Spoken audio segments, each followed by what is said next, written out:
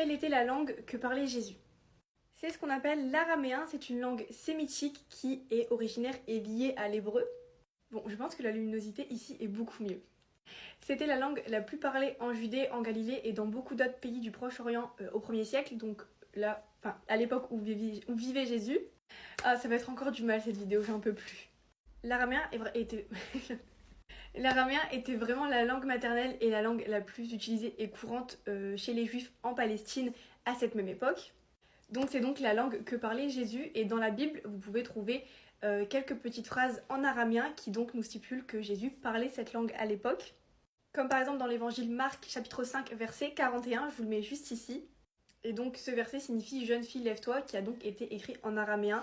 Je vais éviter au plus de parler en araméen parce que j'apprends quelques mots, je sais parler vaguement, mais l'accent et la prononciation, j'ai pas envie de blesser vraiment les personnes pour qui c'est vraiment leur langue maternelle. Ensuite, toujours dans Marc chapitre 15, cette fois-ci verset 34, vous avez la fameuse phrase que Jésus a dit avant de mourir « Eloi, Eloi, lama sabachthani » Dieu, enfin mon Dieu, pourquoi m'as-tu abandonné? Donc ces deux phrases de ces deux évangiles sont de l'araméen, donc au moins pour vous montrer un argument et un fait sur ce que Jésus parlait à l'époque où il vivait encore sur terre. Et je me suis dit que dans cette même vidéo, on allait apprendre quelques petits mots en araméen. Je vous ai déjà fait plein de vidéos sur ça. Apprendre l'araméen ensemble, n'hésitez pas, elles sont sur mon compte. Mais je me suis dit que du coup, on allait réapprendre quelques petits mots pour ceux qui n'ont pas vu les anciennes vidéos ou pour ceux qui ont oublié parce que vous n'êtes pas assidus à l'école. Donc tout d'abord, pour dire bonjour, vous avez shalom en hébreu, qui est donc la langue la plus proche et la plus liée à l'araméen. Mais en araméen pur et dur, c'est shlama, qui veut aussi dire paix. Donc c'est comme ça que les araméens se disent bonjour, c'est avec le mot shlama qui veut donc aussi bien dire paix que bonjour. Et vous allez voir que pour le mot au revoir, c'est exactement la même chose. On prend donc toujours le même mot, shlama, et on rajoute un B' devant qui fait pshlama, qui veut tout simplement dire au revoir, mais aussi avec le radical du mot paix, qui veut tout simplement dire pars en paix, que la paix soit avec toi, etc. Ensuite, pour dire merci, si jamais vous avez besoin de dire un jour merci à un araméen, c'est tout simplement taoudi, donc je vous mets comment ça s'écrit juste ici, et pour dire merci beaucoup, c'est taoudi saji. Voilà, je pense que j'ai l'accent italien qui...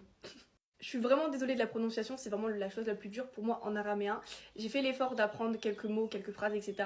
Mais au moins je le parle, mieux je me porte parce que l'accent, catastrophique.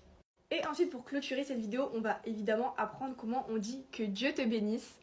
Encore une fois, désolée pour la prononciation, je vous mets toujours comment ça s'écrit juste en dessous sur la vidéo.